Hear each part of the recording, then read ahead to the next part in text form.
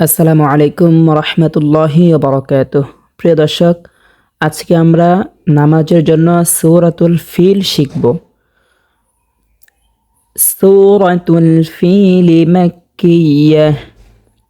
বিসমিল্লাহির রহমানির রহিম। আজকে আমরা সূরাতুল ফিল প্রত্যেকটা শব্দ ভেঙে ভেঙে সহজভাবে সহজ পদ্ধতিতে শিখব ইনশাআল্লাহ।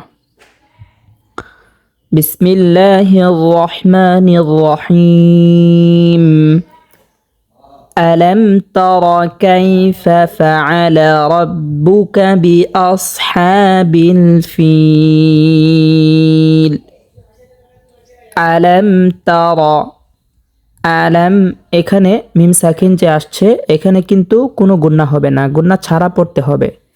আলাম তর, রকে মোটা করে পুর করে পড়তে হবে, কারণ রর উপরে জবর হয়েছে। রর উপরে জবর পেশ থাকলে সেই রকে মোটা করিয়া পুর করিয়া পড়তে হয়। যেমন আলাম তর, অনেকে পড়ে থাকেন আলাম তারা। আলাম তারা যদি পড়ে তাহলে শুদ্ধ হবে না, এখানে পড়তে হবে র, উচ্চারণ করতে হবে মোটা করে। আলাম তারা কাইফা, কাইফা ফাআলা, এখানে তাড়াতাড়ি করিয়া পড়তে হবে, কারণ প্রত্যেকটা হরফের মধ্যে জবর হরকত হয়েছে। ফাআলা রাব্বুকা বিআসহাবিল ফিল, বিআসহা খারাজ জবর হওয়ার কারণে এক আলিফ পরিমাণ টানিয়ে পড়তে হবে। বিআসহাবিল ফিল। প্রিয় দর্শক, এখানে ওয়াকফ হওয়ার কারণে এখানে একটা মদ হয়েছে, মদের নাম হচ্ছে মদ্দে আরজি। এখানে 3 আলিফ পরিমাণ টানিয়া পড়তে হবে।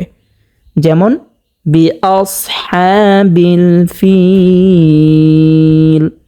এখন আমি পুরো আয়াত শুরু থেকে শেষ পর্যন্ত পড়ব, সকলেই মনোযোগ সহকারে ধরবেন। ألم تر كيف فعل ربك بأصحاب الفيل ألم يجعل, এখানেও যে মিম সাকিনটা আসছে এখানে কোনো গুণা হবে না, কারণ হচ্ছে মিম সাকিনের বামে বা মিম না, এখানে কোনো গুণা করা যাবে না। যেমন আলাম ইয়াজআল। প্রিয় দর্শক, এখানে কিন্তু আরেকটা কায়দা হয়েছে, সেটা হচ্ছে কলকলা হয়েছে। কলকলা হরফ হচ্ছে 5টি, কফ ক বা জিম দাল। তো আমরা এখানে 5টি হরফ থেকে একটি হরফ জিম পেয়েছি, হরকতের বামে জিমের মধ্যে জজম পেয়েছি, সে কারণে এখানে কলকলা করে পড়তে হবে। যেমন ইয়াজআল, কলকলা মানে একটু ধাক্কা দিয়ে পড়া। যেমন ইয়াজআল, আলাম ইয়াজআল। প্রিয় দর্শক, এখানে কিন্তু কলকলা করতে হবে। আলাম ইয়াজআল কাইদাহুম ফি তাদলিল। এখানেও আমরা দেখতে পাচ্ছি মিম সাকিন আসছে, তো মিম সাকিনে বামে বা মিম নাই, তো এখানে গুণনা করা যাবে না, গুণনা ছাড়া পড়তে হবে। এবং অনেকেই কিন্তু এখানে পড়ে থাকেন যে তাদেলিল, তাদেলিল যদি পড়ে তাহলে শুদ্ধ হবে না। এখানে উচ্চারণ করতে হবে দতকে মোটা করে। যেমন তাওত, কলকলা হবে না, কারণ কলকলা হরফ হচ্ছে 5টি, কফ ক বা জিম দাল। 5টি হরফ থেকে এখানে কিন্তু দতটা 5টি হরফের মধ্যে পড়ে না।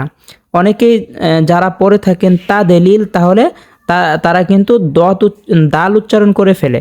এখানে কিন্তু দাল নাই, এখানে আছে বত, তাহলে দতকে মোটা করে পড়তে হবে। যেমন তাদলিল কাইদাহুম ফি তাদলিল।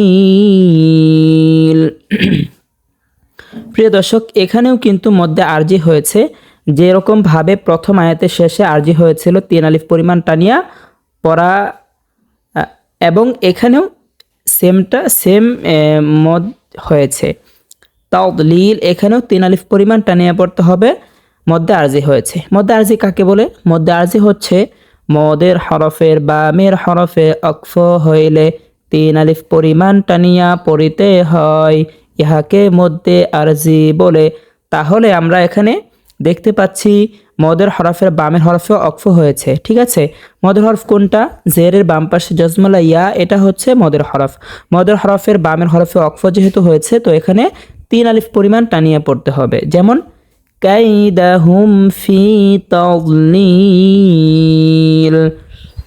আলাম ইয়াজআল কাইদাহুম ফি তাদলিল। প্রিয় দর্শক, যারা যারা কোরআন শিখতে চান, কোরআনকে সহি শুদ্ধ করতে চান, তারা আমাদের অবশ্যই ইউটিউব চ্যানেলটাকে সাবস্ক্রাইব করে আমাদের সঙ্গে থাকবেন। এবং যারা সরাসরি কোরআন শিখতে চান, হোয়াটসঅ্যাপে ভিডিও কলের মাধ্যমে কোরআন শিখতে চান, আমাদের ইউটিউব চ্যানেলে একটা নাম্বার দেওয়া আছে, সেই নাম্বারে আপনারা যোগাযোগ করবেন। বিসমিল্লাহির রহমানির রহিম। وأرسل عليهم طيرا أبابيل ওয়ারসালা, এখানে রটাকে পুর করে মোটা করে পড়তে হবে, কারণ হচ্ছে র সাকিন ডাইনে জবর হয়েছে।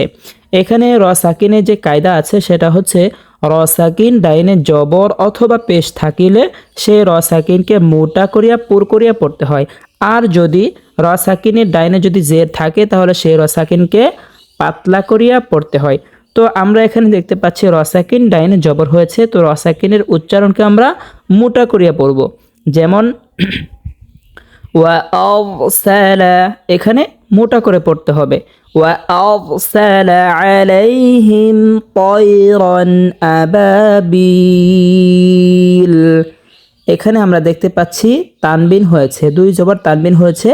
তো এখানে গুণনা করা যাবে না, কারণ এখানে যে কায়দাটা হয়েছে সেটা হচ্ছে নুনে সাকিনের ইজহার। তানবিনের বামে ইজহারের 6 হরফ থেকে 1 হরফ হামজা আসছে, এখানে গুণনা করা যাবে না, গুণনা ছাড়া পড়তে হবে। যেমন তায়রান আবাবিল, 3 আলিফ পরিমাণ টানিয়ে পড়তে হবে মধ্যে আরজি, এবং আবা এখানে 1 আলিফ পরিমাণ টানিয়ে পড়তে হবে, মধ্যে তবাই হয়েছে। কিভাবে হয়েছে? জবরের বাম পাশে খালি আলিফ হয়েছে মদের হরফ। এখন প্রশ্ন হচ্ছে যে মধ্যে তবাই কাকে বলা হয়? তাহলে আমরা এখন জানবো মধ্যে তবাই কাকে বলা হয়। তবে মধ্যে তবাই জানার পূর্বে আমরা প্রথমে জানবো মদের হরফ কয়টি। মদের হরফ হচ্ছে 3টি, আলিফ, ওয়াও, ইয়া। এখন আমরা জানবো মধ্যে তবাই কাকে বলে এবং বিস্তারিত। মধ্যে তবাই হচ্ছে জবরের বাম পাশে খালি আলিফ মদের হরফ, পেশের বাম পাশে জজমুলা ওয়াও মদের হরফ, জেরের বাম পাশে জজমুলা ইয়া মদের হরফ। মদের হরফ হইলে তাহার ডান দিকের হরকতকে 1 আলিফ পরিমাণ টানিয়া পড়িতে হয়। তাহলে প্রিয় দর্শক, আমরা এখানে দেখতে পাচ্ছি 2 জবর তানবিনের বামে ইজহারের 6 হরফ থেকে এটা না, মধ্যে তবাই যেটা, হ্যাঁ, এখানে আমরা দেখতে পাচ্ছি জবরের বাম পাশে খালি আলিফ হয়েছে, মদের হরফ হয়েছে, ঠিক আছে। এখানে 1 আলিফ পরিমাণ টানিয়ে পড়তে হবে মধ্যে তবাই। যেমন আবা, 1 আলিফ পরিমাণ টানিয়ে পড়তে হবে। আবাবিল وأرسل عليهم طيرا أبابيل। আমি আবারও পড়ছি, সকলেই মনোযোগ সহকারে ধরবেন। وأرسل عليهم طيرا أبابيل। প্রিয় দর্শক, এখন আমি শুরু থেকে এই পর্যন্ত রিডিং পড়ব। সকলেই যারা আমাদের এই ভিডিওটা দেখতেছেন সকলেই মনোযোগ সহকারে ধরবেন। বিসমিল্লাহির রহমানির রহিম। ألم تر كيف فعل ربك بأصحاب الفيل ألم يجعل كيدهم في تضليل وأرسل عليهم طيرا أبابيل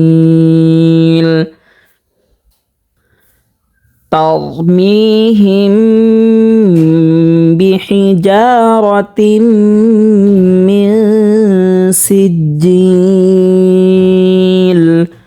প্রিয় দর্শক, তারমি এখানে 1 আলিফ পরিমাণ টানিয়ে পড়তে হবে, মধ্যে তবাই হয়েছে। জেরের বাম পাশে জজমুলা ইয়া মদের হরফ হয়েছে, 1 আলিফ পরিমাণ টানিয়ে পড়তে হবে। এবং এখানে যে মিম সাকিনটা দেখতে পাচ্ছি এখানে গুণনা করে পড়তে হবে, কারণ হচ্ছে মিম সাকিনের বামে বা আসছে। মিম সাকিনের বামে যদি বা অথবা মিম থাকে তাহলে ওই মিম সাকিনকে গুন্নার সহিত পড়তে হয়। আর যদি মিম সাকিনের বামে বা মিম ছাড়া অন্য কোনো হরফ আসে তাহলে সেখানে গুন্না ছাড়া পড়তে হয়। তাহলে আমরা এখানে দেখতে পাচ্ছি মিম সাকিনের বামে বা আসছে, তো এখানে গুন্না করে পড়ব। যেমন তমিহিম বিহিজা, যা একালিফ পরিমাণ টানিয়ে পড়তে হবে এবং জিমকে শক্ত করে পড়তে হবে। অনেকে কিন্তু এখানে পড়ে থাকেন যে বিহি জারতিম, তাহলে শুদ্ধ হবে না। যদি পাতলা করে পড়ে তাহলে শুদ্ধ হবে না, কারণ জিম হচ্ছে 6 নম্বর মাখরাজ থেকে উচ্চারিত হয়, জিব্বার মধ্যখান তার বরাবর উপরে তালুর সঙ্গে লাগিয়ে। ঠিক আছে, এখানে শক্ত করে পড়তে হবে। যেমন বিহিজারাতিম মিন সিজ্জিল। প্রিয় দর্শক, এখানে যে দুই যে তানবিন আমরা দেখতে পাচ্ছি, এখানে কিন্তু গুণনা করে পড়তে হবে। এখানে যে কায়দাটা হয়েছে, যে গুণনাটা হয়েছে, সেটা হচ্ছে নুনে সাকিনের ঈদগামে বা গুণনা। ঠিক আছে, নুনে সাকিনে ঈদগামে বা গুণনা হরফ হচ্ছে 4টি, ইয়া মিম ওয়াও নুন। ঈদগামে বা গুণনা অর্থ হচ্ছে গুণনার সহিত মিলাইয়া পড়া। সংজ্ঞা হচ্ছে নুনে সাকিন অথবা তানবিনের বা মে ঈদগামে বা গুণনার 4 হরফের যে কোনো হরফ আসিলে ওই নুনে সাকিন অথবা তানবিনকে গুন্নার সহিত মিলাইয়া পড়িতে হয়। প্রিয় দর্শক, আমরা এখানে তাহলে দেখতে পাচ্ছি 2 জের তানবিনের বামে ইদগামে বা গুন্নার 4 হরফ থেকে একটি হরফ মিম আসছে এবং মিমের উপরে তাসদিদ হয়েছে। তো এখানে আমরা গুন্নার সহিত মিলাইয়া পড়ব। কেমন? তাওমিহিম বিহিজারাতিম মিন সিজ্জিল। প্রিয় দর্শক, এখানে কিন্তু আরেকটা গুণনা হয়েছে, সেটা হচ্ছে নুনে সাকিনের ইকফা গুণনা। নুনে সাকিনের বামে ইকফার 15 হরফ থেকে একটি হরফ সিন আসছে, তো সেখানে গুণনার সহিত নাকের ভিতরে লুকায় পড়তে হবে। ঠিক আছে, যেমন মিন সিজ্জিল। তাওমিহিম বিহিজারাতিম মিন সিজ্জিল। এখানেও 3 আলিফ পরিমাণ টানিয়ে পড়তে হবে, মধ্যে আরজি হয়েছে। ফাজআলাহুম কাআসফিম মাকুল। প্রিয় দর্শক, এখানে যে মিম সাকিনটা আমরা দেখতে পাচ্ছি, এখানে কিন্তু কোনো গুণনা হবে না, কারণ মিম সাকিনে বামে বা মিম ছাড়া কাফ আসছে। এখানে বা আসে নাই, মিমও আসে নাই, তো এখানে গুণনা করা যাবে না, গুণনা ছাড়া পড়তে হবে। যেমন ফাজআলাহুম কাআসফিম মাকুল। প্রিয় দর্শক, এখানে কিন্তু গুণনা হয়েছে, সেটা হচ্ছে নুনে সাকিনে ইদগামে বা গুণনা, যেটা আমি পূর্বে আলোচনা করেছি যে নুনে সাকিন অথবা তানবিনে বামে ঈদগামে বা গুণনা 4 হরফ থেকে যে কোনো হরফ আসলে সেখানে গুণনার সহিত মিলাইয়ে পড়তে হয়। তো আমরা এখানে দেখতে পাচ্ছি 2 জের তানবিনের বামে ঈদগামে বা গুণনার 4 হরফ থেকে একটি হরফ মিম আসছে এবং মিমের উপরে তাসদিদ হয়েছে, তো এখানে গুণনার সহিত মিলাইয়ে পড়তে হবে। এবং এখানে কিন্তু একটা মদ হয়েছে, মদের নাম হচ্ছে মদ আরজি। 3 আলিফ পরিমাণ টানিয়ে পড়তে হবে। মদের হরফের বামের হরফে ওয়াকফ হয়েছে, 3 আলিফ পরিমাণ টানিয়ে পড়তে হবে। যেমন ফাজআলাহুম কাআসফিম মাকুল। প্রিয় দর্শক, যারা যারা কোরআন শিখতে চান, কোরআনকে সহিহ শুদ্ধ করতে চান, তারা অবশ্যই আমাদের ইউটিউব চ্যানেলটাকে সাবস্ক্রাইব করে আমাদের সঙ্গে থাকবেন। আমরা নামাজের জন্য সূরাতুল ফিল শিখেছি। এখন আমরা সূরাতুল ফিল শুরু থেকে শেষ পর্যন্ত রিডিং একবার পড়ব। সকলেই মনোযোগ সহকারে ধরবেন। আউযু বিল্লাহি মিনাশ শাইতানির রাজীম। সূরাতুল ফিল মাক্কিয়াহ। বিসমিল্লাহির রহমানির রহিম। ألم تر كيف فعل ربك بأصحاب الفيل ألم يجعل كيدهم في تضليل وأرسل عليهم طيرا أبابيل ترميهم بحجارة من سجيل